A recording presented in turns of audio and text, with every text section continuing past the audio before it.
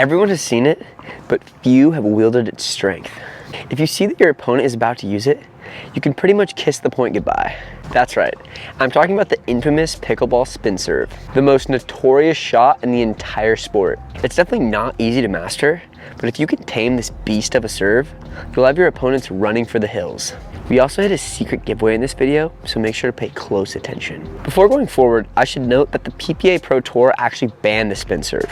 In other leagues and divisions, you should be able to use it, but always make sure to check depending on what tournament or organization you're playing in. That being said, the two-handed spin serve and the chainsaw serve are pretty much banned across the board. The USAPA has stated that when you serve, you have to use one hand and no other body part to toss or spin the ball. You also can't hide the ball with your paddle before it's tossed. It needs to be visible to your opponents so they can see the ball when it comes out of your hand. Because of these rules, today I'm going to teach you the one-handed spin serve that should be legal in most divisions.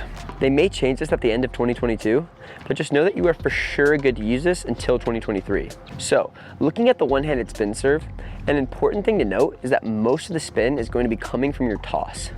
This is the #1 determinant to how much the serve will react off the bounce. To make the ball jump left or right off of our serve, we need to make sure that we're spinning it in that direction off of our toss. If I toss the ball and it jumps to the left out of my hand, it'll also jump to the left off of my serve. And if I do it to the right, then it'll go right. The more parallel the ball bounces with the baseline, the more action it'll have on the bounce of your serve. The question is, how do I get the ball to spin like this with only one hand? There are two main techniques that players use. The first and most common is the snapping technique.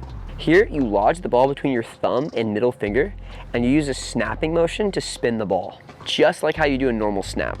To position your fingers, try to put them on the exact opposite sides of the ball. This will make it possible to provide the right amount of pressure that's necessary for a good snap. When I first tried this, guys, it literally made zero sense to me. I was sort of just pinching the ball, and it would shoot off out of my hand in random directions.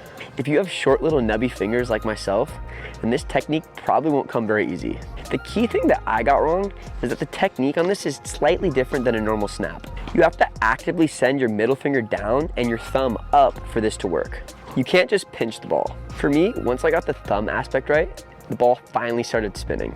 So really try to get your thumb going up. Getting the thumb down is definitely the toughest step, but the tossing aspect of the serve is also pretty difficult. Like I said before, we want the ball to jump parallel with the baseline.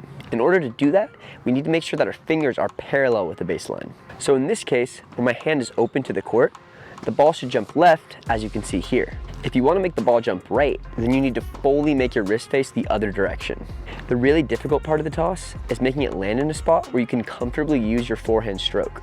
You need to make it land relatively near your right hip every time if you want to make the serve in consistently. If you're constantly having to chase down balls, there's a very good chance that your service percentage will not be that high. In order to make the ball go to the right, you need to angle your hand a little bit to the right so that it shoots off in this direction. If you're doing the reverse version of this serve, then you probably just want to send the ball straight up. Looking at the other method of tossing the ball, we're pretty much lodging it between our two fingers like this and spinning it by rotating our fingers around like this.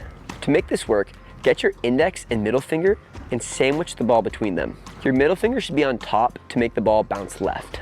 You can also do the reverse technique by putting your pointer finger on top. I think for most people, this method's a little easier to pick up off the bat. What's interesting here is that you don't need to change your hand positioning to go from right to left. You still need to worry about the toss going to your right hip though, so you can hit the ball with a consistent motion. I personally find this method to be really hard for my short fingers. That being said, I've actually had really good success putting the ball between my index finger and ring finger. I think if you have a smaller hand, this could be a better method than sandwiching it between two fingers. I've never heard anyone else recommend doing it this way, but it actually works for me very well. My recommendation is to play around with all these methods and see which one gives you the best results. The snapping technique will definitely take you the longest to figure out, but from what I've seen, it's the most commonly used. Either way, the key is to play around with the toss and see what works for you. I would spend a good amount of time practicing the toss and making sure that it's moving off the ground before you get into hitting the shot. What's cool is that you can practice this in your house, on the courts, or wherever you want. Moving on, I want to talk about how we're hitting the ball on the spin serve.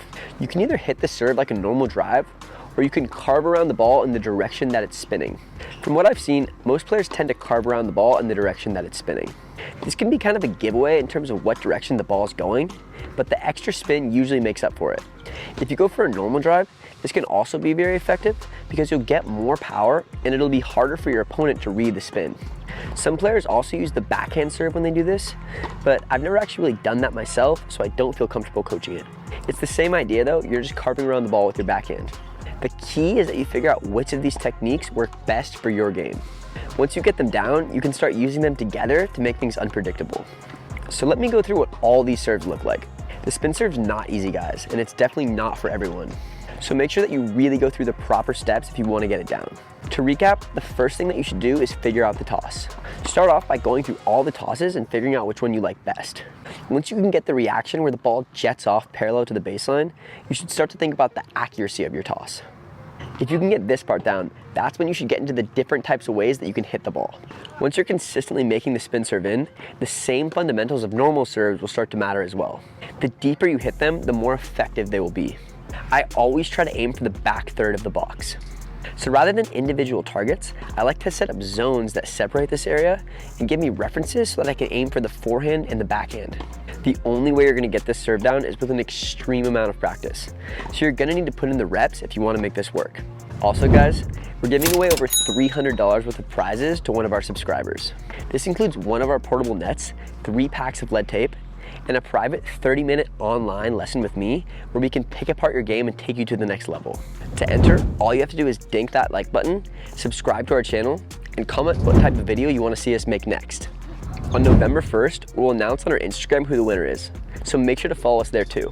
If you have any other questions, guys, we just started a Facebook group where members can ask anything about pickleball training or strategy that they want. Because it's so new, I'll definitely be able to respond to pretty much everyone. So I encourage you to join our awesome community by heading to the link in the description. And if you want to learn how to master the most consistent serve, watch this.